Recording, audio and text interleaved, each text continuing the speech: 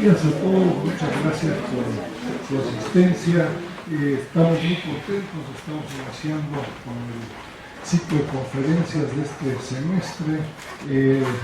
Dos o tres comerciales antes de darle la palabra a José Luis. Revisen el programa de este semestre, lo acabamos de subir al portal del Sechimex. Tenemos un grupo de conferencias muy interesantes de temas en fin, energéticos e hidrocarburos entre México y China. Estamos muy contentos de que nos acompañe este semestre también el doctor Song Hong de la Academia de Ciencias Sociales de China, que va a impartir una serie de conferencias en inglés, ¿no? Les informaremos, va a ser a finales de este mes y principios de septiembre, durante 3 días. Vamos a tener también a gente como Jorge Guajardo, embajador de México en China. No se usa el ex, nosotros que fue, ¿no? Ya no es.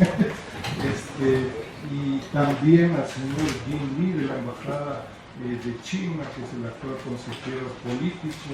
Entonces, en fin, simplemente para entusiasmarse, participar, y nosotros les agradeceremos muchísimo si nos apoyan en la difusión de estos eventos, ¿no? Yo les recuerdo también, ojalá que algunos de los asistentes se entusiasmaran y participaran en el esfuerzo que estamos haciendo en el Sechimex de esta red académica de América Latina y el Caribe. El evento va a ser a finales de mayo y principios de junio del 2016, pero en este segundo semestre vamos a hacer un esfuerzo importante de difusión. Todo esto se hace con mucha antelación. Entonces revisen el portal ahí del Sechimex y de la red. Acá está el coordinador ahí de la red, el responsable, Víctor Manuel. Si tuvieran preguntas, por favor avisen. Hemos estado por ahí dando trípticos.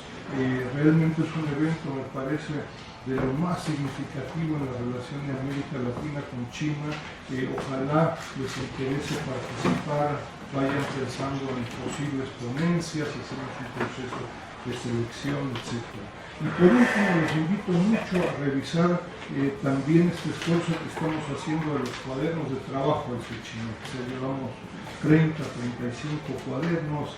El último ha sido sobre esta estrategia de la ruta de la seda, con un autor del Development Research Center del Consejo de Estado de China, un tema que me parece que por el momento no se ha comprendido a su cabalidad en México y buena parte de América Latina, y una postura, me parece que muy clara, de las implicaciones de este esfuerzo de China, sobre todo en el ámbito de la infraestructura, y que es de enorme relevancia para América Latina y específicamente un grupo de proyectos fallidos como los conocemos en México, ¿no? El día de hoy pues estamos muy contentos de recibir al doctor José Luis Chong a secas, muy contentos de que haya aceptado estar con nosotros José Luis. Yo les recuerdo, José Luis es doctor en Historia por parte de la Facultad de Filosofía y Letras acá de la UNAM. Ha estado anteriormente en el ciclo de conferencias. Muy contento de que comparta los resultados de este último documento sobre historia general de los chinos en México. Y José Luis es además fundador de la Asociación Civil de Historiadores Mexicanos, coordinador de esta colección Palabras de Clio y autor de un buen grupo de documentos y esfuerzos históricos sobre la comunidad china en México, en fin, nada más, ¿no? Yo terminaría simplemente recordando la dinámica, como lo hemos venido haciendo, una presentación de media hora, 45 minutos, y tendríamos el mismo tiempo para un intercambio con los asistentes, ¿no? Muchas gracias.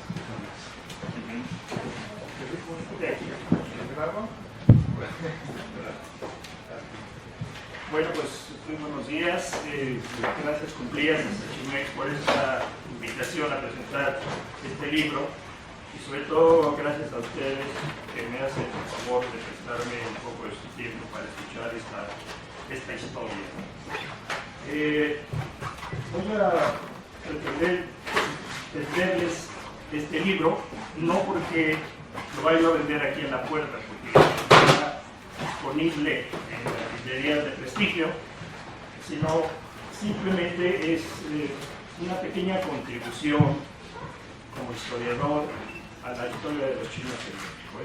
Pretendo divulgar esta historia para que se conozca. Yo empecé con esto porque tuve en dos exposiciones sobre las raíces de los mexicanos y en esas raíces llegaban luego hasta los negros, y después de los negros seguían los judíos, y después de los judíos seguían los libaneses, pero no había chinos en toda esta historia de las raíces de los mexicanos.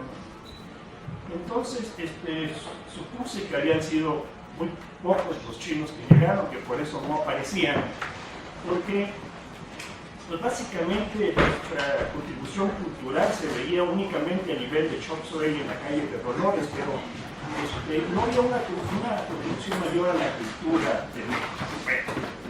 Entonces, mi jubilación laboral temprana, yo me jubilé a los 60 años, me permitió regresar a la UNAM a estudiar historia y decidí dedicar mi cuerpo y alma a estudiar la historia de los chinos en México. Desde luego, pues, mi padre nació en Cantón, China, en 1896, ya casi para terminar el siglo XVIII. Llegó aquí a México, a Manzanillo, en 1914, en el peor momento que se le pudo haber ocurrido, porque estaba en la plena campaña antichina.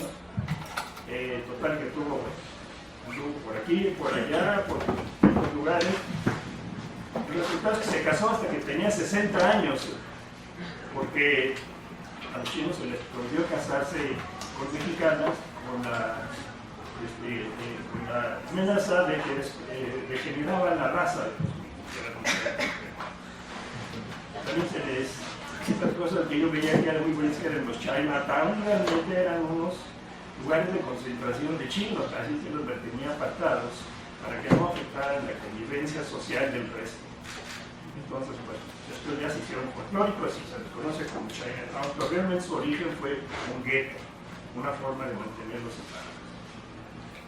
Bueno, entonces me metí a investigar, me tardé un poco, me tardé 10 años en reunir todo este material, porque este material considera 400 años de historia. Esta creo que es la contribución más importante que estoy haciendo, porque le llamé con mucho orgullo historia general, porque esto empieza cuando empieza en 1576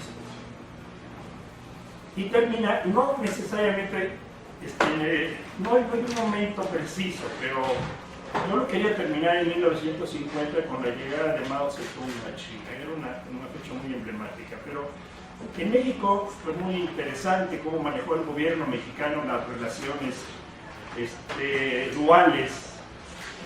Por arriba oficialmente por la decisión de Estados Unidos la relación con Taiwán, pero por abajo de la mesa tratando de hacer arreglos con China popular. Y los ciudadanos chinos que vivían aquí en México en ese momento pues no sabían a qué santo acogerse porque se estaba jugando un doble juego y no sabían de qué lado declararse, si declararse republicanos o declarar anticomunistas o declararse de plano comunistas de China popular. Bueno. Entonces, esta es mi principal contribución en este libro, que es un libro como dicen los historiadores, de largo aliento, son 400 años. Esto permite hacer un análisis de los acontecimientos, es decir, se reúnen todos los acontecimientos, es una larga tira, una historia del tiempo, y entonces se empieza, como dicen también los historiadores, a problematizar la historia, se empieza a analizar toda esta información para ver las coincidencias y las diferencias. De esta manera, analizando toda esta información en una larga tira, encontré que había unas coincidencias. Lo más importante es que hubo en la historia de los chinos en México tres etapas de migración fundamentales, que son la etapa de la edad de la colonia, la etapa que corresponde al siglo XVII, después la etapa de la contratación masiva, el contrato de los culís, y después el siglo XX, ya lo que es la contratación de los chinos modernos.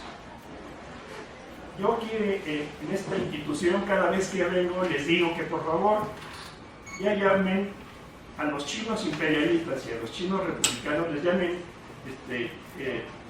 históricos, para diferenciarlos de los contemporáneos. O sea, los contemporáneos son los que vienen ahora, súbditos todos de China popular, que son los contemporáneos. Pero todos los antiguos, donde estaba en ese grupo, donde estaba mi padre, deben ser chinos históricos, para que se agrupe de esa manera a los chinos imperialistas y a los chinos republicanos nacionalistas. Bueno, entonces, analizando estas etapas migratorias, encontré otra cosa que es importante. Las migraciones se originan por una causa de tipo económico, y eso aquí les va a dar mucho gusto a los de la Facultad de Economía, porque las migraciones forman parte de procesos de producción, de creación de mercados, de venta, distribución, etc. Cuando se requiere mano de obra es porque se requiere producir. Desde luego que las condiciones de contratación de la mano de obra y todo lo que varía de un siglo al otro, las condiciones cambian, pero el objetivo es el mismo: conseguir mano de obra lo más barato posible, que haga factible que se venda el producto a un precio competitivo. Entonces, decía que encontré que había tres etapas de migración. Así está dividido en el libro, que es la colonia, la revolución industrial del siglo XIX y la de los chinos modernos, que son los chinos del nacionalismo. Para poder abordar cada una de las etapas, quisiera invitar voluntariamente a un amigo de Palabra de Frío que pasa por aquí, para que me lea un párrafo de la página 80, y le vamos a regalar una promoción de libro.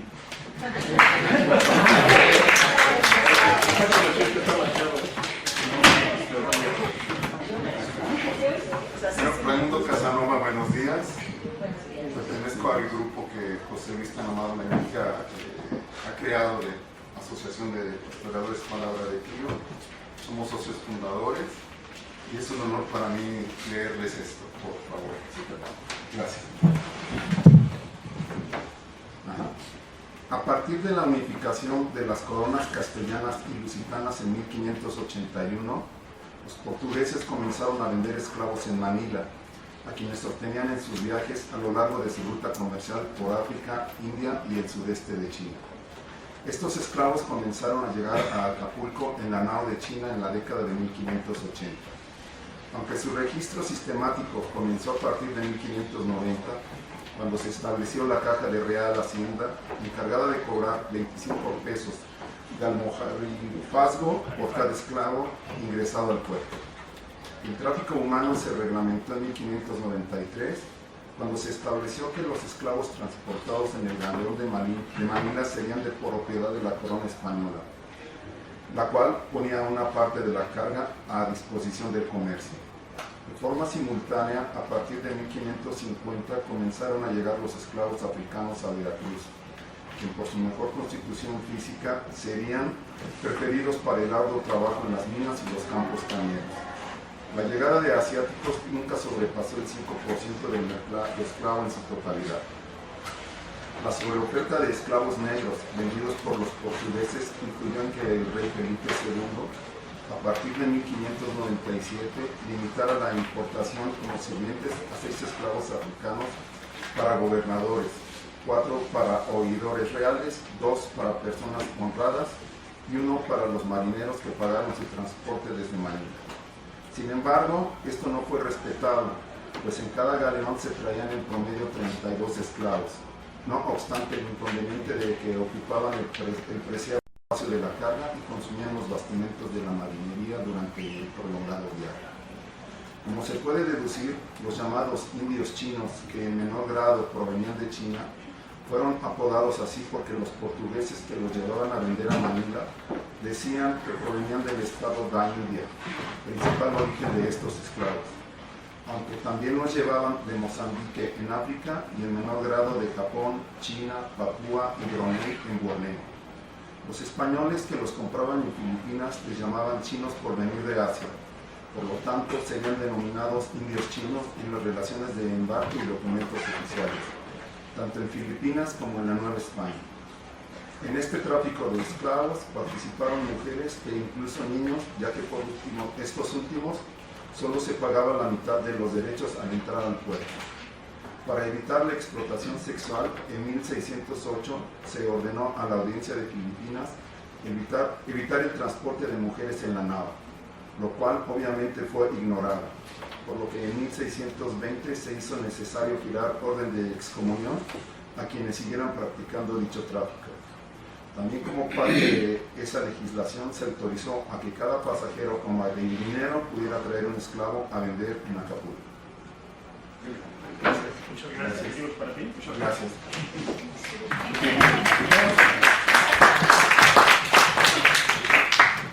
Bueno, yo creo que si yo algún día escribo otro libro sobre China, me gustaría mucho regresar al siglo XVII, siglo XVIII, muy apasionante en esa época de las carabelas. Por investigación estuve en Filipinas y la verdad es muy interesante cómo se vive en un estilo chino tropicalizado en la ciudad de Manila. El clima, el mar, bueno, es fantástico. Y sobre todo es fantástico la navegación a vela. También es otro de los proyectos que tengo. Un día voy a aprender a navegar con bote, porque entender el movimiento de los vientos es algo muy apasionante. Y en esta etapa que les platico sobre la historia de los primeros chinos, tiene mucho que ver esto de la navegación con vela para poder hacer que los barcos pudieran regresar antes de que empezaran los tifones. Bueno, lo más importante de esta sección es que estoy luchando contra un mito que existe en la Academia Mexicana de Historia en relación al número de chinos que llegaron en la nave. La Academia, aquí están los autores, dice que llegaron de entre 60,000 y 100,000 chinos en la nave, aquí acá. Yo digo, y que llegaron tantos chinos que enseñaron a los indígenas mexicanos el arte de torcer la seda, de tejerla, les enseñaron a pintar la porcelana en Puebla, les enseñaron las placas en Morelia. Entonces hay una gran cantidad de artes que se dice que fueron traídas a México y enseñados los artesanos mexicanos y los artesanos chinos. También la joyería en oro. Bueno, nada más alejado de la realidad. Este es un mito. Realmente, como dice aquí el compañero Ray, el problema para cruzar el Atlántico es que la nao hacía un viaje al año y solo podía traer 30 esclavos a vender. Y esto es porque la nao estaba dedicada a la carga. Incluso había ocasiones que había que bajar los cañones porque ya no cabía la carga, o probablemente traían mucho contrabando, es decir, que el 50% de lo autorizado venía de contrabando, entonces no había espacio literalmente para traer gente. Por otra parte, no estaba permitido a los que no fueran católicos, no fueran cristianos, subirse a la nao. Ni judíos, ni moros, ni chinos, obviamente, podían subirse a la nao, solamente los que fueran católicos. Y los chinos de Manila, únicamente el 5% aceptó ser bautizado y tomar un nombre cristiano. Todos los demás decidieron seguir siendo chinos en una comunidad china en Filipinas. Otra cosa muy importante es que aquí empiezan las cuestiones comerciales. Los importadores de productos chinos en México prohibieron terminantemente que trajeran aquí artesanos a la Nueva España porque no querían desarrollar la producción local. España no quería que se desarrollara aquí en México el cultivo del vino y de la cerveza. Ellos querían tener a las colonias controladas. Por otro lado, todos los empresarios importadores de productos chinos decían, yo para qué desarrollo una escuela de producción local si los puedo traer de allá, mantengo el precio alto, ya que existe un mercado, o sea, aquí existe más demanda de la que yo puedo ofrecerles con el par que estoy trayendo. Además, se corrió tanto la demanda de los productos chinos que lo que llegaba aquí se iba por Huatulco, se iba a Guatemala y de Guatemala después iba a Perú y estábamos ya surtiendo a todo la Nueva España. Bueno, no había necesidad, no obstante que los frailes pedían que trajeran artesanos chinos a capacitar a los indígenas, sobre todo en el manejo de la seda. Hernán Cortés fue el primero que sembró árboles de morera en la hacienda de los Morales en México para desarrollar el cultivo de la seda. Realmente nadie se interesó en desarrollar el mercado local. Vamos a vivir de las importaciones, un poco como nos está pasando aquí en México cada día, que vivimos de lo importado y ya creo que nada más sembramos maíz y frijoles, todo lo demás ya lo estamos trayendo. Bueno, así pasó en aquella entonces. Sin embargo, esos 30 y tantos chinos en cada viaje anual por 250 años que llegó el propulsor de Lanao, nosotros pensamos que llegaron realmente 10,000 personas en Lanao. Pero de las 10,000 personas, he aquí que la mitad eran esclavos comprados en la India. No eran chinos, eran, como dice el texto, indios chinos. Los portugueses los compraban ahí, los capturaban, los llevaban a vender a Filipinas y de Filipinas pues traían a México, los vendían a Acapulco. Entonces, todos esos esclavos que se les llama indios chinos, realmente no son chinos. Ahora, la otra parte muy importante, casi la otra mitad, un poco menos, fueron filipinos nacidos en el archipiélago que venían como soldados apoyando a Lanao, cuidándola, se servían como marineros, se servían como soldados, y todos esos, al llegar a la Nueva España, podían quedarse 4 meses en tierra hasta que estaba lista Lanao para regresar, y ellos se ponían a vender las cosas que traían. Aquí se ven, las vendían a Acapulco, salían hasta Colima vendiendo cosas que traían para vender. Y esos señores los localicé en el Archivo General de la Nación, porque todos ellos pedían permiso para portar espada y puñal y montar a caballo. Siendo indígenas, ellos tenían ese derecho por ser soldados, por haber sido aliados de los españoles en la conquista del archipiélago filipino. Entonces, es muy fácil documentar que quieren usar caballo, quieren usar espada. Esos no son chinos, esos son filipinos. Muchos de ellos tienen apellido que dice el lugar de su procedencia. Son tagalos, son de pampangos, etc. Son de las distintas provincias. ¿Qué creen? Los únicos chinos nacidos en China fueron los carpinteros que traía Lanao para reparaciones durante el viaje. Los chinos eran los que construían los galeones en el puerto de Cavite, al otro lado de Manila, dentro de la misma región. Entonces, estos chinos constructores de barcos eran especialistas en el tratamiento de maderas de tipo tropical que se usan allá en Filipinas. Dicen que las maderas tropicales eran tan resistentes que podían resistir el disparo de una bala de cañón y no les hacía daño. Entonces, esos carpinteros fueron necesarios y fueron impuestos por los mismos comerciantes, es decir, nosotros necesitamos llevar chinos para el mantenimiento de Lanao durante el viaje. Y llegando al puerto de Acapulco, en la isla de Roqueta, donde estuvo el burro que tomaba cerveza mucho tiempo, en ese lugar se llamaba la Isla de Chinos. Y ahí había 300 chinos dedicados a recostar la nao y carenarla, arreglarla y volverla a parar, y tener 4 o 5 meses para hacer. Ese grupo de chinos tenían obviamente que regresar con la nao cuidándola de regreso, ayudaron a la construcción del primer fuerte de San Diego que hubo en Acapulco. El que vemos ahora se construyó después porque el primero fue derrumbado por un terremoto, pero ellos participaron en la construcción del primer fuerte de San Diego, como los chinos ayudaron a la construcción de toda la ciudad de Manila. Toda la obra civil y religiosa de Manila del siglo XVII, XVIII fue hecha por los chinos. El tipo del diseño de casas, todo es típicamente chino. Incluso hay una preciosidad de ventanas que, como en ese tiempo no existía el vidrio, ellos tomaban las conchas spondylus, las más grandes, y las pulían al grado de hacerlas translúcidas, como si fuera una mica. Entonces, con esos círculos de aproximadamente 10 centímetros, llenaban todo el espacio de luz. Obviamente tenían un oscuro también en madera, pero todas esas ventanas es muy típica ventana china, del sur de China, llevadas a Filipinas. Bueno.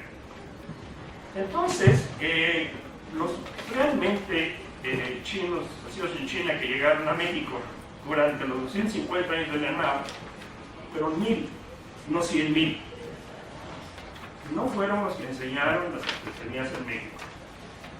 Estos, los señores, la seda se traía cosida, se traía tejida y se vendía a precios altos. La nao también empezó a traer, para la gente que no podía pagar la seda, empezó a traer el algodón de la India, la cambaya, toda esta ropa de manta que usaban los indios, fue traída también en la nao, pero combinada en la India y llevada a vender también a Filipinas. Entonces, esta es la palabra, para cerrar, la más representativa china de esta época del Galeón de Manila es la China Poblana de Puebla. La China Poblana de Puebla es la más clara representación. Ella nació en Gujarat, India, fue vendida en Filipinas, y fue comprada en Filipinas y vendida en Acapulco, y en Acapulco fue llevada a Puebla. Casi llegó a los altares porque acabó casi siendo una santa, compró su libertad, compró la libertad de su esposo, y esa es la mejor prueba de alguien que se dijo que era china y realmente no era de China. Esta es la primera etapa muy importante de la migración de chinos a la Nueva España. Y fíjense que aquí hay otra cosa muy importante. En China, los productos que se desarrollaban para vender en todo el sureste de China eran tipo muy económico, porque no había dinero, no había mercado, no había compradores potenciales de dinero. Entonces, todo lo que se hacía en China era así, medio. El primer barco que llegó a la Nueva España de Manila fue exactamente en 1575, y lo que traía no causó ninguna buena impresión, porque los productos que estaban trayendo eran los que en ese momento estaban llevando a los chinos a vender al sureste de Asia. Entonces, cuando empezaron los españoles a decir, oye, yo tengo plata para comprar, no hay algo más interesante, empezaron los chinos a subir la calidad de los productos y sobre todo el volumen de la producción. Encontraron economías de escala muy importantes. Recuerden que el color azul de la porcelana china, de la época Ming, es el color, el basalto, el cobalto llevado de Persia, para poder lograr ese color azul de la porcelana. Entonces, empezó a subir la calidad de la mercancía porque existía una demanda. Y al existir la demanda, la fabricación se mejora y encuentra economías de escala y se va desarrollando la producción. Llegó un momento que ya había fábricas en el sur de China y fábricas de acabado en Filipinas. De 40 chinos que había en Manila cuando llegó Legazpi, en 10 años ya había 40,000 chinos trabajando ahí en la producción y el acabado. El tallado de marfil, por ejemplo, se hacía ya en Filipinas. Los inmensos talleres estaban en Filipinas. Lo repito, no se dejaba que se vinieran para América, se tenía controlado. Pero total que estas bellezas de productos pusieron una moda en todo el mundo andaba vestidos, los hombres y mujeres andaban vestidos de seda. Toda la familia, que se llamara una buena familia, debería tener en su casa porcelana china y, de ser posible, con el sello, con la heráldica de su familia. Entonces, los muebles también, con incrustaciones de nácar. Todo ese estilo chinesco que llegó hasta el siglo XIX todavía en todo el mundo, fue un mercado desarrollado, creado y que alcanzó a nivel mundial desde China. Empezaron primero los españoles a traerlo por Acapulco, los portugueses de Macao hacia Portugal, después llegaron los holandeses, llegaron al norte de Europa, y bueno, llegaron hasta Moscú, en San Petersburgo hay salones de porcelana china desde el suelo hasta el techo, ¿no? Y todas las chimeneas son hechas en China, en el siglo XVI. Bueno. Entonces, este fue el primer mercado global del mundo.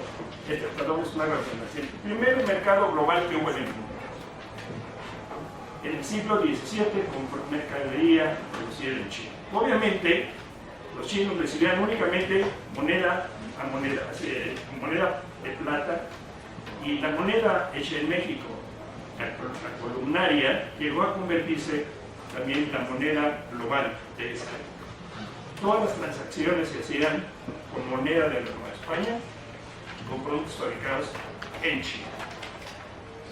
Esa es la primera etapa, y ahora para platicarnos de la segunda etapa le vamos a pedir a Flor, otra compañera de palabra de Clio. Perdón, si hubiera sabido que venían tantos, me hubiera traído otros libros para todos ustedes. Bueno, la compañera Flor nos va a leer la página 105.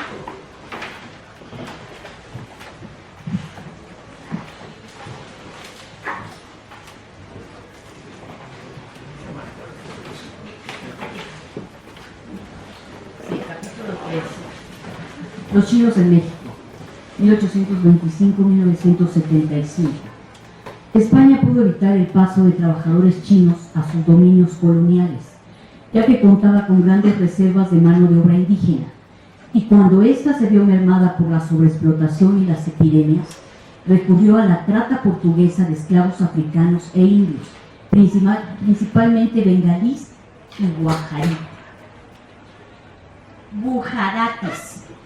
Sin embargo, al comienzo del siglo XIX, Inglaterra prohibió el comercio de esclavos por medio de acciones legislativas entre los años 1805 y 1811. En 1817 firmó un convenio con España, en virtud del cual esta nación se comprometía a terminar con la trata de esclavos a partir del 30 de mayo de 1820. El convenio, desde luego, no fue respetado, por lo que hubo necesidad de ratificarlo, fijando como nueva fecha definitiva el 28 de junio de 1835. México abolió la esclavitud durante su guerra de independencia, iniciada en 1810, y los Estados Unidos harían lo propio en la Guerra de Secesión 1861-1865. Sin embargo, en tanto México continuaba estancado en la consolidación de su nueva forma de gobierno, los Estados Unidos se lanzarían a la explotación de los territorios conquistados en la Guerra de Rapiña de 1847-1848, con la cual cercenaron la mitad del territorio mexicano, en cuyo extremo oeste, en el aserradero de John F. Sutter, al norte de San Francisco, California, se descubrió en 1848 la primera mina de oro, mientras que en ese mismo año en la Ciudad de México vivían solo 5 filipinos, en la costa oeste de Estados Unidos. En 1849 había solo 49 chinos que trabajaban en las minas. A principios de 1850 ya había 500 en una población de 58,000 habitantes de California, y a finales de ese mismo año los chinos eran 14,000.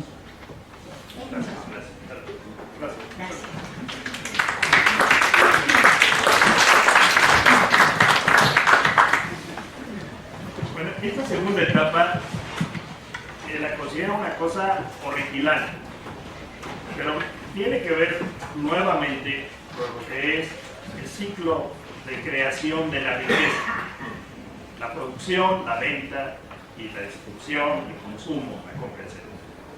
Bien, en 1850 estábamos allá hablando de la revolución industrial, la creación de la producción en línea utilizando las máquinas de vapor.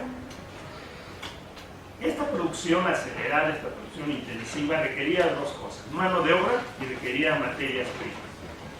Entonces los grandes imperios coloniales se fueron a traer materias primas principalmente de África o de América Latina, de muchos lugares. Fue la época de los grandes imperios coloniales.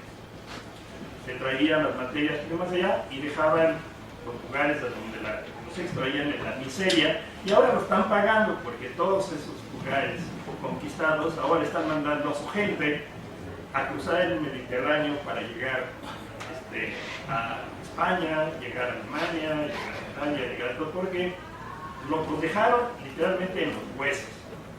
No tienen oportunidad todos los pueblos africanos más que moverse a buscar la subsistencia. Eso también nos pasó. En México nos extendaron la mitad del territorio y nos quitaron todo el norte de nuestro país, pero también ya se llevaron 10 millones de mexicanos para allá. Como quiera que sea, estamos recuperando el no pavimentar.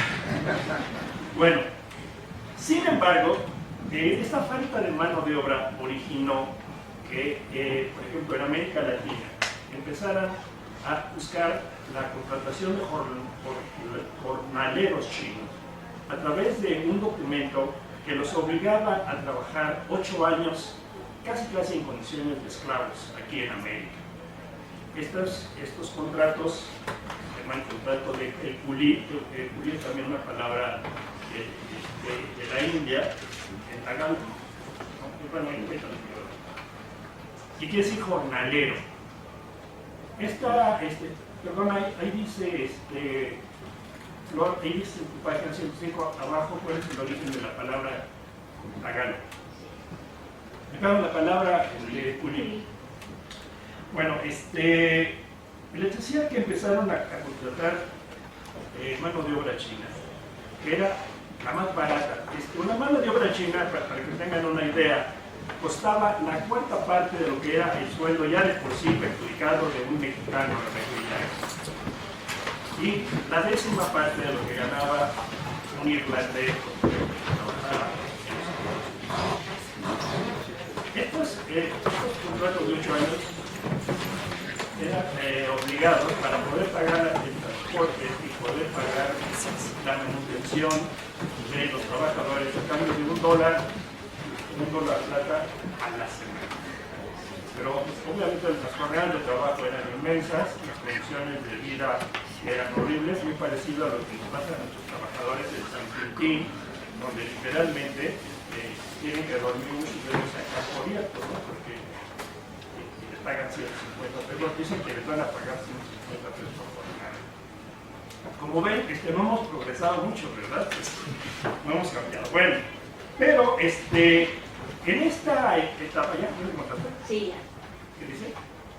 Dice, Pulis, en lengua tamil de la India, significa trabajadora de Estado, y la definición se aplicó a los braceros chinos por los transportistas navales británicos.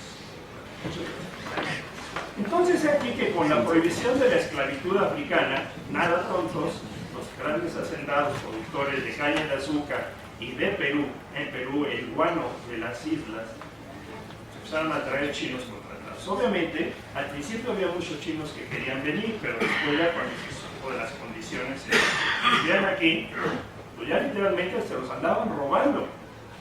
Se los robaban, el que amanecía borracho ya no amanecía en su casa, ya amanecía en el barco.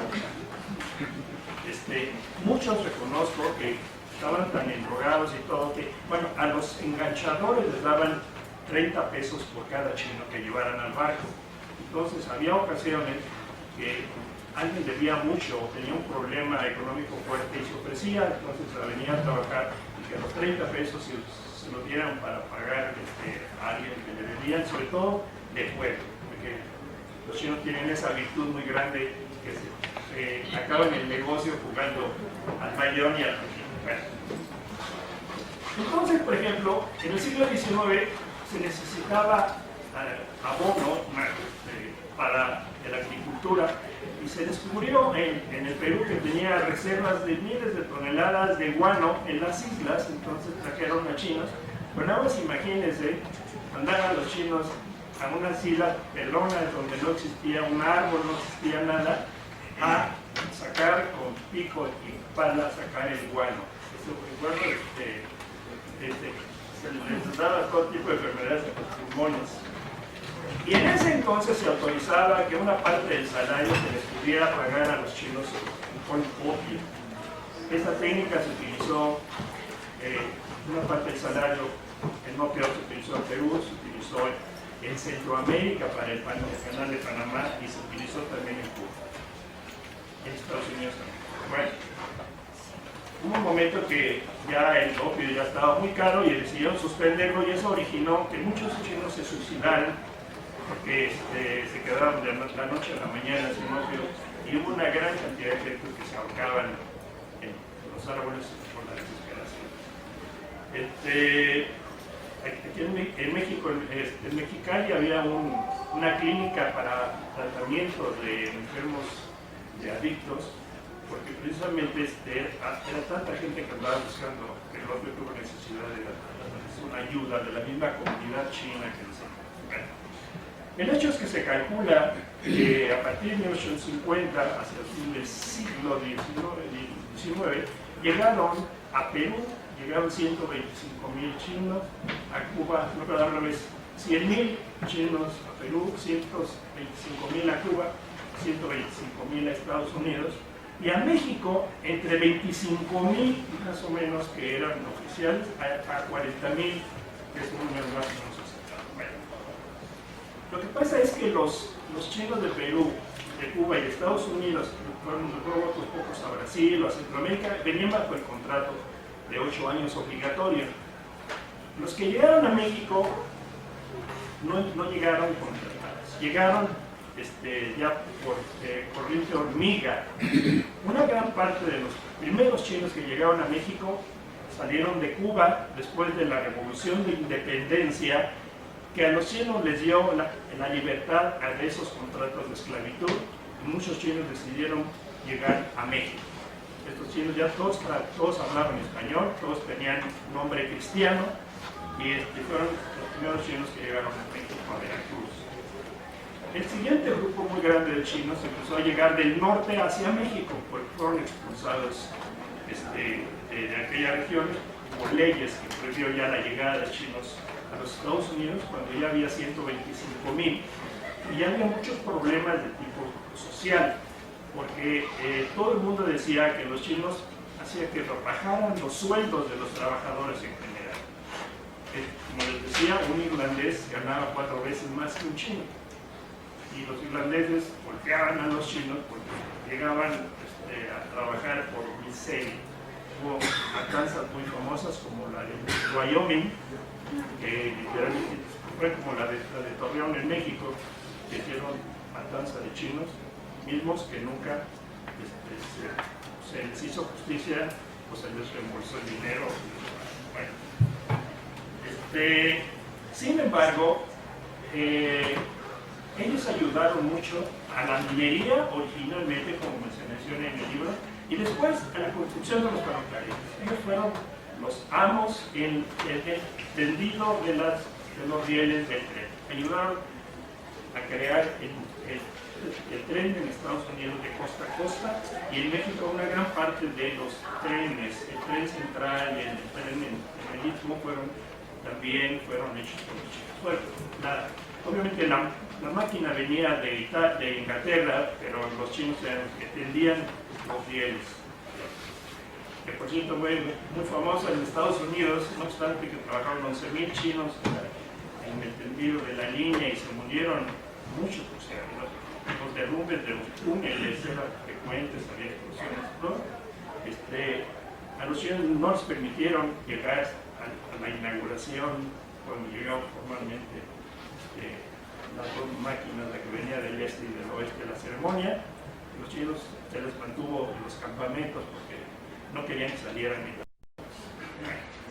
Entonces, de esta etapa del tráfico de nosotros no participamos directamente, nosotros no firmamos contratos. Pero sin embargo se calcula que en el siglo XIX salieron de China 20 millones de chinos a trabajar en todo el mundo. Y esto también es muy importante. Todo aquel que estudia migración sabe que hay dos fuerzas que trabajan para crear la migración. Hay una fuerza que expulsa a los migrantes de su lugar de origen y otra fuerza extraña que los atrae a cierto lugar en específico. Estas causas, por lo general, las causas de expulsión siempre son las guerras, las hambrunas, cuando literalmente la familia se está muriendo de hambre. Esa es una causa de expulsión que se dio en China cuando estaba próxima a la terminación de la dinastía Ming y cuando fue el final de la dinastía Qing. Fueron dos causas muy importantes de expulsión y de atracción. De atracción, la gente va a donde hay oportunidades de trabajo. Y las oportunidades de trabajo se dan, obviamente, en los países del primer mundo, los países del imperio, como es el imperio americano, acá en este. Esta es la segunda y la tercera etapa. Le voy a pedir aquí a un voluntario. A ver. Bravo. Pásenle por acá. Yo quería el volumen 2. Su nombre, por favor. Rafael López, asesor de Aquí.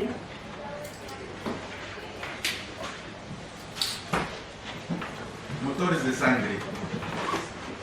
México no participó en el tráfico de curíes, pero a partir de 1864 comenzaron a llegar trabajadores chinos provenientes de la vecina California en busca de oportunidades y mejor clima laboral. Otros grupos arribarían directamente a Baja California en 1877, cuando Estados Unidos terminó unilateralmente con el Tratado Burlingame-Silver. No había impedimento, ya que en México la necesidad de mano de obra era cruciante. El Estado mexicano trataba de atraer inmigrantes de raza blanca, principalmente europeos católicos, con cuya participación se esperaba hacer de México una nación moderna, al estilo del modelo norteamericano, inglés o francés. Al Coloso del Norte, Argentina y Uruguay, llegaban los inmigrantes europeos por miles para hacer prósperas y productivas unas tierras menos fértiles que las nuestras. Con todo, a pesar de los esfuerzos del gobierno por atraer la inmigración europea, casi nadie acudió al llamado. El objetivo era colonizar los yermos con inmigrantes laboriosos y de buena raza.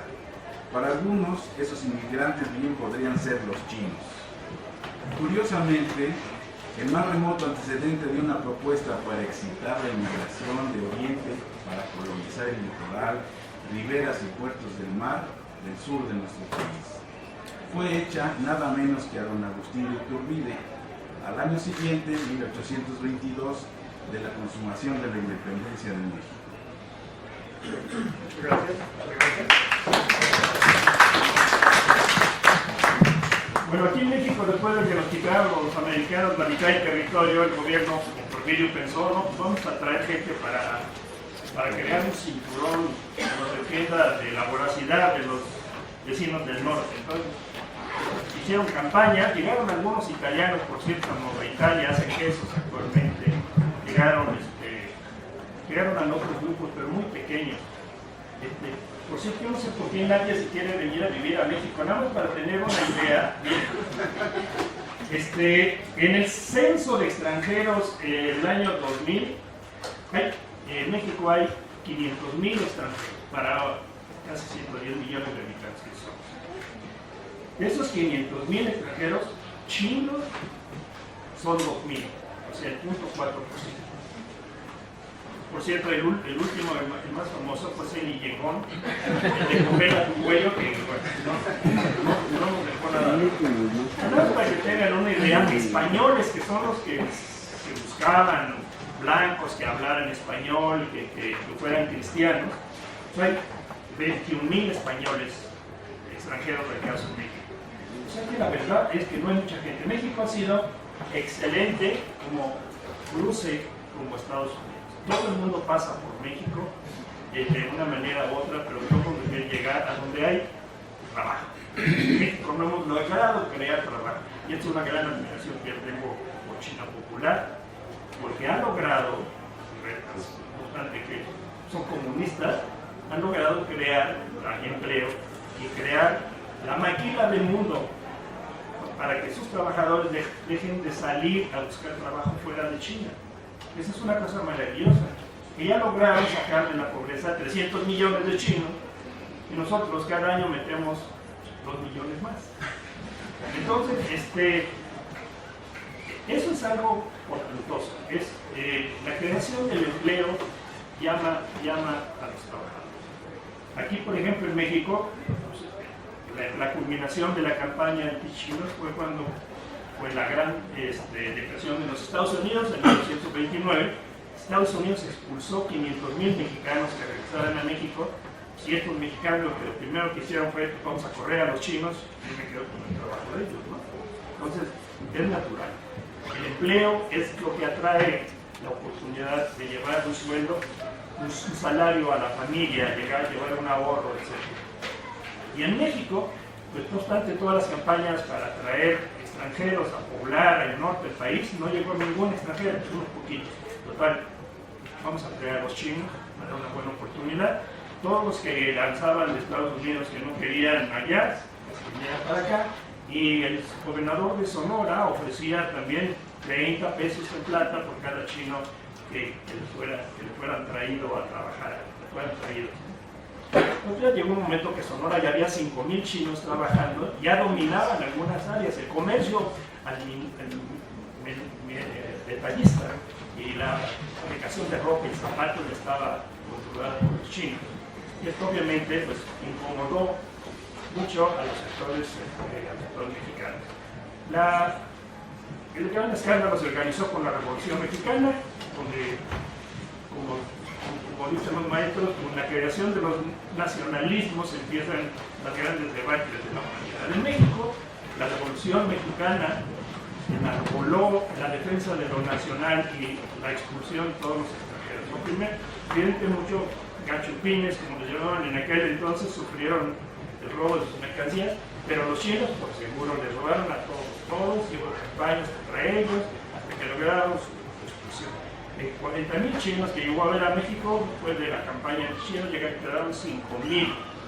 Afortunadamente uno de ellos fue mi señor padre. No sé dónde estuviera yo. Bueno, pero sobre la historia de estas guerras en México que acabaron con los chinos, yo entiendo que en primer lugar ya hay mucho escrito sobre eso, y yo entiendo que en un país como nosotros, que nos cuesta mucho trabajo crear empleo, realmente no queremos que vengan extranjeros aquí. La prueba más reciente, y con esto termino, es que este desarrollo de Dragon Mar que se iba a hacer en Puerto Morelos, se tenía calculado una inversión impresionante y un polo comercial muy fuerte para traer productos de China, para mandar al sur de Estados Unidos y para mandar a Centroamérica. Era una oportunidad de negocio muy grande. Nada más que el primer problema que hubo, ya después se soltaron muchos. El primer problema que hubo, el gran escándalo, es que se iban a traer 5,000 familias chinas a vivir ahí. Entonces empezaron los problemas, como decían, oye, se va a crear un gueto ahí de chinos, no van a tener su escuela y van a tener, no, pues es que eso ya no se usa ahora, no los puedes tener encerrados, van a tener que convivir con otros quintanarroenses, ¿no? Y no, mejor ¿sabes qué? No los traigas, nosotros te damos mexicanos para que se vayan a trabajar ahí a Dragon Mar.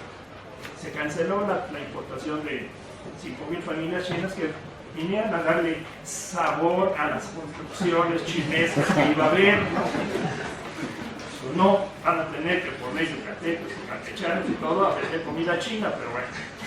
El hecho es que y ahora se canceló el proyecto definitivamente porque estaban depredando la zona. La verdad, y lo que se dice es sotoboche, porque la zona estaba ya depredada desde hace mucho tiempo, porque era una mina de extracción de piedra caliza y arena y un montón de cosas. La verdad, lo que hubo un miedo empresarial es traer, o sí que el demonio a la casa, porque tenemos a traer todos los productos chinos, las guitarras de Paracho hechas en China, la Virgen de Guadalupe hecha en China. Entonces, eso iba a acabar con las artesanías de México y con el poco empleo que tenemos en México. Entonces, se dice que mejor muera esa inversión china, que se vaya a Centroamérica. Ahora ya están haciendo ahí un canal y van a crear esa unidad de distribución de productos, la van a crear en Canadá. Bueno, con esto les doy las gracias, muchísimas gracias por su atención y espero que haya sido.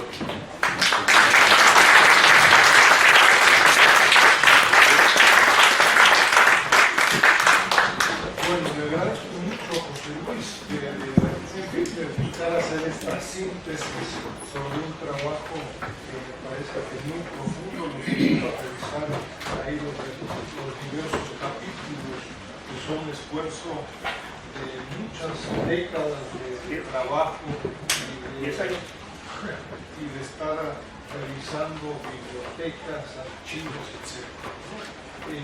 Tenemos entonces media hora, un poco más, tal vez, por ahí pudiéramos hacer un par de rondas de preguntas. Les pido si nos dan su nombre y su adscripción y si nos indican si hacemos preguntas breves para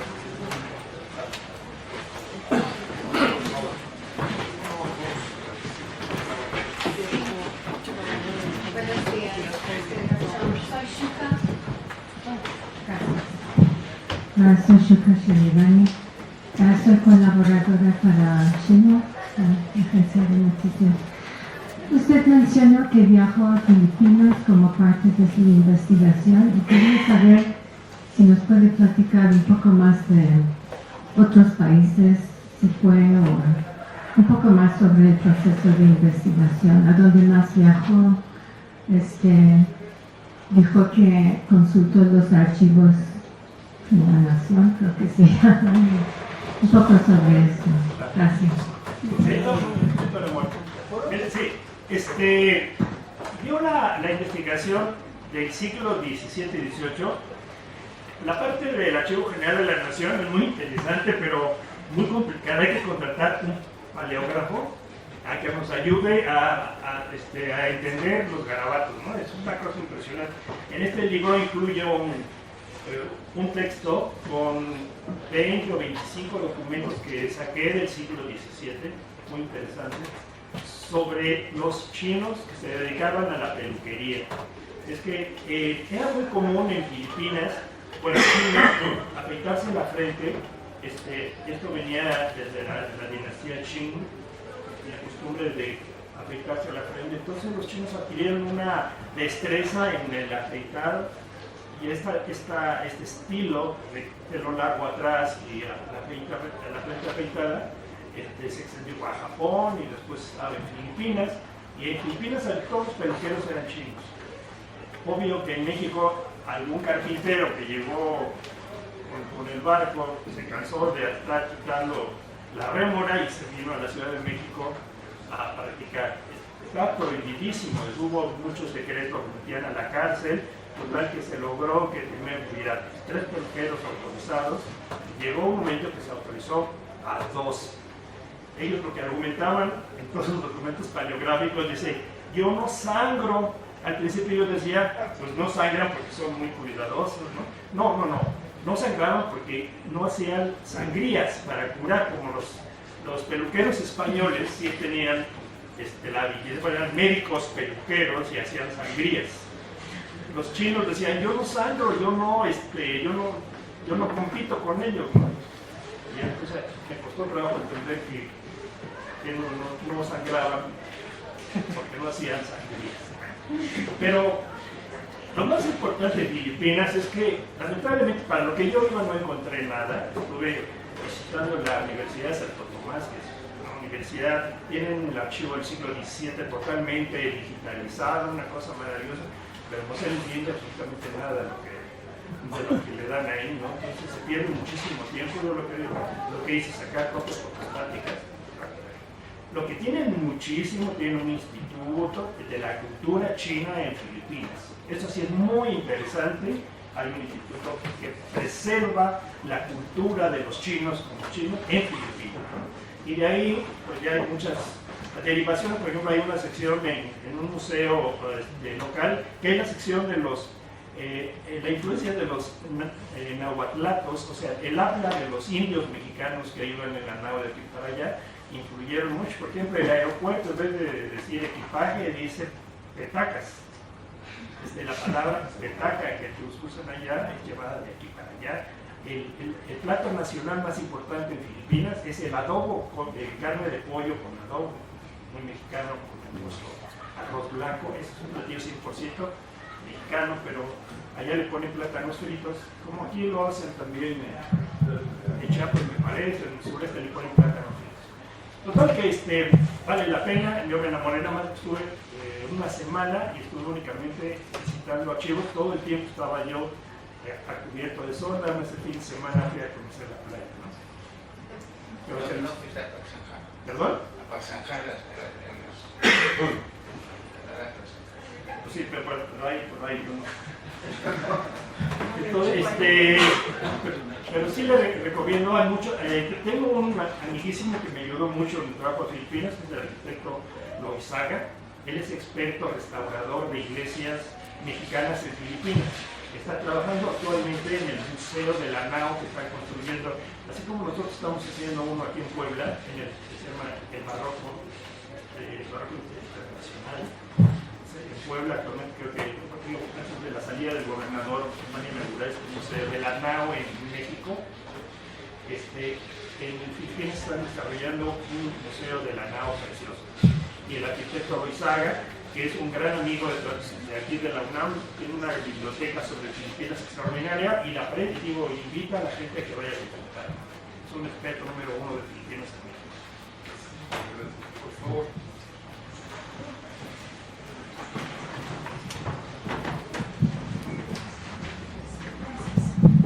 Gracias. Hola, buenos días. Mi nombre es Montserrat López. Estoy realizando mi tesis justamente sobre este movimiento migratorio de los chinos en México. Estoy justamente en la época de la Revolución Mexicana y hasta 1975, es lo que estoy cerrando. De hecho, me estoy basando todo en sus libros. Y mi pregunta era, adicionalmente a la falta de trabajo que existe, bueno, y existió en esa época, ¿cuáles otras causas considera que hayan sido como el motivo a este odio racial que dio origen a los movimientos antichinos y sobre todo lo que, bueno, a mí me importa más es la discriminación legalizada de los mismos?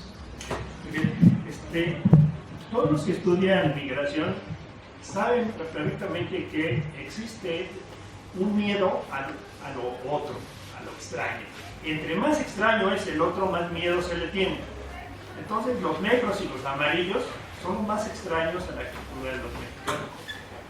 Sí hay una convivencia educada en la que se les saluda de mano y se les saluda de beso, pero nadie quiere que se case un negro con una hija o un chino con una hija nuestra, ¿no? Porque todavía el mexicano, al estilo de nuestra cultura española, los españoles siempre corrieron a los judíos y a los árabes por todas partes, querían mantener limpia la pureza de la sangre. Bueno, los mexicanos en alguna manera también nos sentimos descendientes de Cuauhtémoc, entonces queremos mantener de lo posible limpia la raza, ¿no? Entonces, negros, chinos o todo lo que sea algo extraño, que se vistan como mujer o coman perro o tienen unas costumbres muy extrañas, pues siempre se les tiene miedo y se les quiere mantener mejor retirados.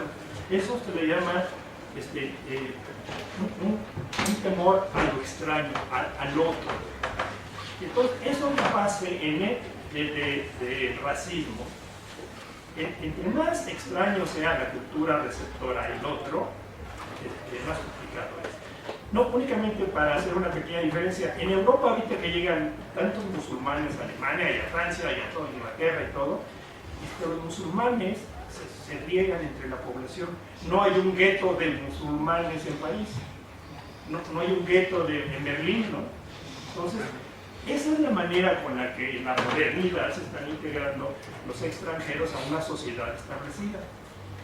Yo estoy seguro que aquí en México si llegan chinos, o llegan a Dolores, o llegan a Avenida Revolución, donde están ya ahorita, hay otra concentración de chinos muy importante, pero los chinos también para apoyarse, protegerse, trabajan mucho en comunidad. Entonces, ellos, por ejemplo, dicen que no hay chino que no pertenezca por lo menos a una asociación, ya sea social, religiosa, política, etc., como una forma de integrarse a la comunidad local. Pero yo creo que la base del racismo es el miedo a los extraños, a nosotros.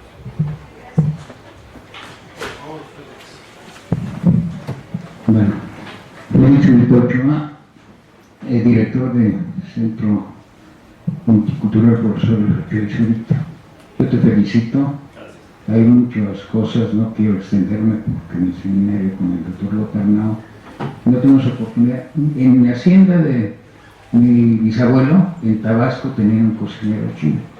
Fue la primera referencia que yo tuve. Después ver el cuento de los halcones, donde ponían al tonto, al casco, el cocinero, era el chino. Afortunadamente tuve un compañero, Pedro Tiberio Wong, cuyo abuelo era muy estricto con él. Es mi primera pregunta. Los chinos, digamos, hay algunos que se casaron con mexicanas. Entonces, como en el caso de... Yo me acuerdo, yo empecé desde los años 60 a interesarme por la revolución cultural y empecé a notar aquí que tenían los símbolos de la Virgen de Guadalupe. No es la primera vez que los chinos lo toman como símbolo. También noté que hubo gente que al llegar le decían, tú te vas a llamar Pedro, Juan, pero inclusive los apellidos. Hay una familia Marx de Hong Kong que no sé si sean parientes, creo que una de ellas se casó con chino en México. O sea, dentro de eso has logrado detectar quiénes han conservado. Tú mismo nos decías alguna vez que tú decías que eras Chong y ya ahora te dices que Chan, es como Juli. En la República Popular China, cuando yo vivía allá, se decía que es el trabajador por la autoridad, una, quiere decir dificultad. Y un amigo peruano me decía que llegaban, los sacaban así los barcos en redes, y efectivamente el guano, que es lo que depositan las gaviotas allá, pues es la cuestión. O sea, ¿hasta dónde, como tú decías, eres José Luis Chong, a secas, pero tienes un apellido de origen español? Esa relación que hubo un tiempo, los que eran representantes del Kuomintang, y las deformaciones que había sido el conflicto mongol y todo, yo creo que el racismo es, yo soy ciudadano del mundo represado en París, es parte de la ignorancia. Y yo te felicito porque pues, se fue muy acucioso y nos des la opción de poder entrar a tus libros, inclusive en PDF, sería bueno que la gente supiera. Palabra de Clio tiene la cuestión, y por modestia quizás no lo dice aquí el doctor José Luchón, que muchos de sus libros se pueden bajar en internet. Entonces yo te agradezco mucho, pero sí me llamaba la atención de cómo es la relación. Claro, yo conocía a José Luis Luz, que decía que su padre era del Kuomintang, otros, o sea, esa relación de los chinos. ¿Hay una denominación chino paisano? ¿O el chino mexicano, hay alguna diferenciación? Gracias. Yo pertenezco a la última generación, yo creo, de los chinos históricos, ¿no? Los chinos históricos somos los que nuestro papá nació en el siglo XIX en China, ¿no? Ahorita tenemos 70 y ya está mi paisano allá atrás que se apellida Chong, por cierto no somos de la familia, pero hicimos palabra de Clio, un libro muy bueno. Él es filatelista como yo también soy, entonces hizo un libro sobre la historia de la Revolución Mexicana, a través del correo de los chinos. Se los recomiendo, es palabra de Clio. Pero nosotros creo que existe un problema que ha venido a darle la puntilla aquí a la comunidad china en México, porque como mencioné, se han hecho esfuerzos para mantener la comunidad reunida junto a todo, pero la esencia es que hay dos tipos de chinos en México. Unos sí son chinos de China popular, no pues si son chinos comunistas, son chinos populares. Y los otros son los chinos de Taiwán. Hace poco tuve la oportunidad que me invitara Enrique a un seminario sobre las organizaciones sociales de los chinos en América Latina. Muy interesante.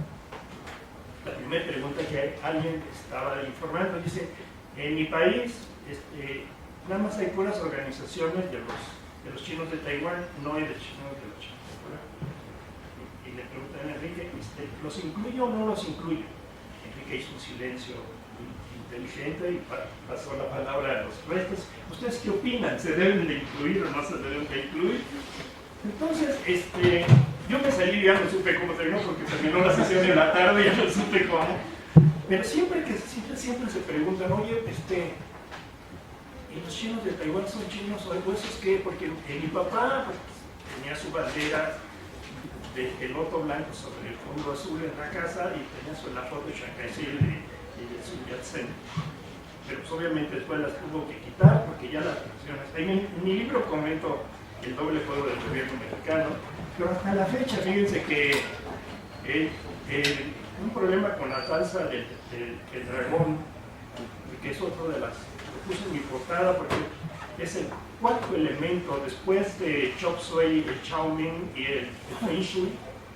El cuarto es la danza del dragón como el símbolo de identidad de los chinos. Bueno, resulta que luego empezaron los problemas con el Tapachula, el libro que me regaló Ignacio Chu, muy importante. Empezaron los problemas entre comunistas y nacionalistas de quién controlaba la danza del dragón y acabaron abandonándola. Aquí en México ya hubo conflictos en el nuevo año chino, allá en Dolores, llegaron los representantes de Falun Dafa y fueron expulsados, o se fueron al lado del Museo de la Tolerancia, porque ahí no los pueden poner la tolerancia. Entonces ahí en mi página hay un texto sobre Falun Dafa precisamente, y fui a ver la danza del mono. Hubo una compañía de danza china que vino de Nueva York exactamente.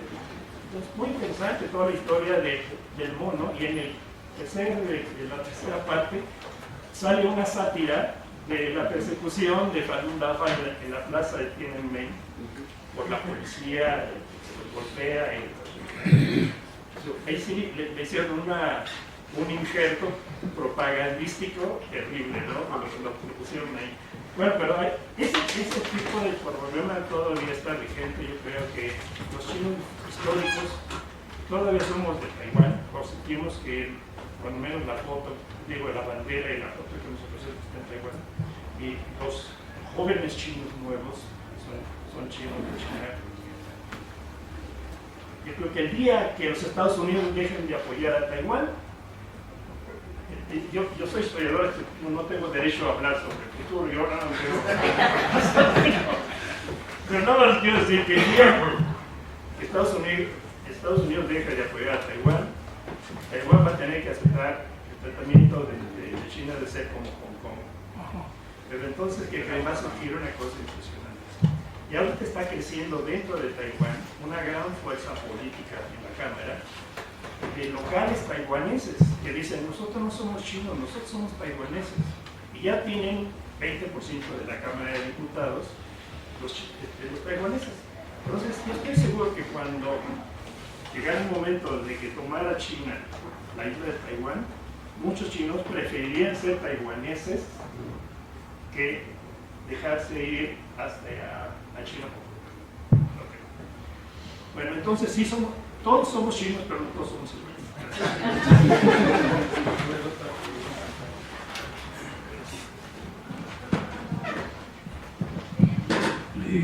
Rafael López. Hay un sitio en el límite de Sonora y Baja California que se le conoce como el Chinero, del que se cuentan historias, por lo menos versiones periodísticas, refieren historias terribles. ¿Está documentado eso? Yo no lo he leído, lo menciono en el capítulo de un libro que está en la página de José Luis Chong, la inmigración en el siglo XIX. En lo que se refiere a Mexicali y esta zona, menciono la chinería y digo ahí quién es el autor. hubo mucho más. Esa zona era muy difícil, había mucha gente que se moría, y hicieron un gran panteón, pero llegó un momento que decían Mexicali, la proporción era como la de Filipinas, que había 8 chinos por cada 2 locales. Dice que el mayor número de restaurantes chinos que hay en el mundo está ahí, digo, por nuestro trabajo está ahí en Mexicali, ¿no? Con comida auténticamente californiana. Entonces, les recomiendo que vea, está el libro gratis ahí en Consolation MX. Otra pregunta. Sí.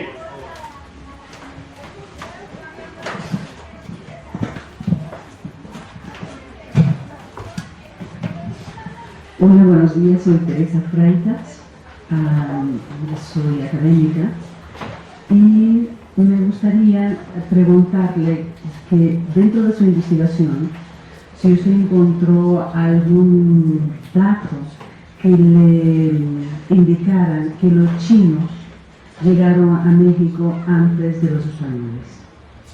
Sí, hay mucho, les recomiendo el libro que se llama 1412, me parece que es ahí mencionan los 2 casos, un monje que viajó en 1100 y algo, y que cruzó las columnas de Hércules, que era en aquel entonces, era el Mediterráneo, que dice que estuvo por acá, pero no hay documentos oficiales. Estos son como los viajes de Sengen, que era el gran navegante chino que borraron de la historia y bajaron todos los archivos, todo lo que sabemos de Sengen fuera de China, ¿no? Pero hay también, cada día se descubren nuevas cosas, dice que hay mucha coincidencia asiática en Centroamérica con la porcelana de Costa Rica, por ejemplo. Hay mucha influencia de Polinesia y de cosas orientales en las cosas de Perú, ¿no? Yo no tengo nada en concreto, pero tengo amigos que les gusta estas cosas esotéricas o extrañas que no están documentadas, pero son muy interesantes, ¿no? Yo lo único que sé es que los asiáticos llegaron por el estrecho de Bering y poblaron en etapas sucesivas de toda América Latina, que cada día descubren también distintos echamientos, pero le digo nada más como prueba, yo tengo la cabeza redonda, que es uno de los tipos de los asiáticos. Los que tienen la cabeza de maíz, los que tienen la cabeza alargada de frijol, corresponden a otra etapa migratoria posterior. Pero la más representativa de la cabeza de los chinos es la redonda.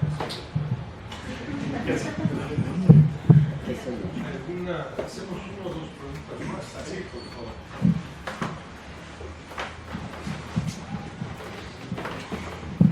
Hola, mi nombre es Nadia Ilam. Quería saber si había registros oficiales o no oficiales de los chinos que llegaban. Mi bisabuelo llegó, se llama José Lam Chao, adquirió aquí el nombre de José, y estoy muy interesada en saber su historia, su contexto, pero mi familia como que nunca me ha querido contar nada, entonces es una investigación académica personal. ¿Usted no me dio un libro de Tapachula? ¿No? ¿De Lam Chao? ¿No? No sabía que había un libro. No, mire, no tengo información de casos específicos, pero algún registro muy general o algo que haya como nada. No, yo todo el siglo XIX lo saqué, no de fuentes primarias, yo lo saqué de libros y de ya lo que hice de fuentes primarias, de documentos de archivo, fue siglo XVII y XVIII. Entonces, no tengo nombres de libros. Mira, no sé cuándo ha llegado tu bisabuelo, pero el Consejo Nacional de Población, en los censos que existen desde 1890, los censos de población. No, sí me escuchas, ¿no? ¿Me escuchas? Perdón. Entonces, en estos censos aparecen los nombres, las ocupaciones a los que se dedicaban los chinos cuando llegaban al país, en qué fecha llegaron, y otro lugar en donde puedes encontrar información muy interesante es en la Secretaría de Relaciones Exteriores. Si en el archivo Genaro Estrada, ahí encuentras una información impresionante sobre todas las personas que han migrado a México. desde finales del 19. ¿Sí? ¿Y cómo cambiaban su nombre a digamos, cristiano apostólico romano, ¿no? En México, el coordinador de la Asociación de Descendientes de Chinos en México se llama Ignacio Chiu. Y él tiene mucho contacto con hijos, nietos de chinos en México. Tiene una asociación, Ignacio Chiu, lo buscas en internet. Y él, en la página web. En la página web. Y el apellido, este apellido que me mencionas, ¿no tienes familiares en el sureste, en Tapachula, en Campeche, por allá? No. En Colima. En Colima. No, pues ahí por ahí llegaba mucho, ¿no? Pero es que a mí me regalaron, ellos de Ignacio me regalaron ese apellido de una comunidad de Tapachula. Creo que llegó a Veracruz, pero son datos así. Ella trata de sacar por años. Lo lamento, muchas gracias. Creo que ya. Ahora sí que hay unas apellidas. Desde la perspectiva, como tú indicabas, de una última generación de estos chinos históricos, ¿no? ¿Hay espacios desde tu perspectiva de un diálogo entre estas diferentes generaciones de chinos? Tú mencionabas ahí un esfuerzo reciente que hemos hecho con varios colegas acá de Sechimex y de otros lugares de América Latina sobre la última generación de inmigración actual, incluso de chinos, que es muy diferente, ¿no? Son cientos de trabajadores de Huawei y que son muy diferentes, ¿no? Pero existen espacios comunes de diálogo más allá de la formalidad de una embajada, etcétera, de estas diferentes generaciones. Yo en la Asociación de los Chinos en México percibí ese conflicto actualmente, y mira que ya todos son chinos contemporáneos, ya no son de... Yo creo que ya somos históricos, ya nos estamos muriendo, así es que este problema se va a acabar pronto.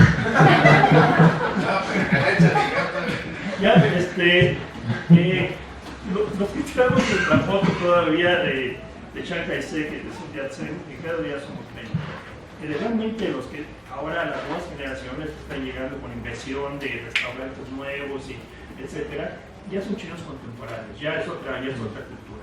E incluso el estado de Taiwán también, los de Taiwán no se sienten a gusto con la promoción de que lleguen chinos continentales a visitar Taiwán. Siempre a mí me dicen, sabe que véngase por acá porque ahí vienen los chinos. Y ellos son de los de Taiwán. Yo lo volteo a ver, no lo veo como chino, pero dicen, véngase por acá porque ahí vienen los chinos, ¿no?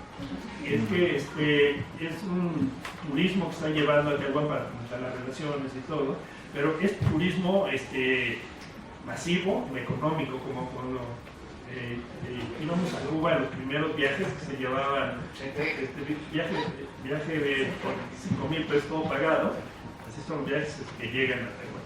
Entonces, hasta la fecha yo creo que las diferencias culturales y todo son irreconciliables. De ahí viene la frase aquella de que la policía china es misteriosa y secreta, ¿no? Yo me acuerdo que cuando Echeverría formalizó las relaciones con China Popular, salieron los reporteros de Jacobo Zabludowski a entrevistar chinos nacionalistas sobre qué opinaban. No hubo uno solo que quisiera dar una opinión. Todo el mundo dice, yo no sé, y de mala onda nadie quiso hablar.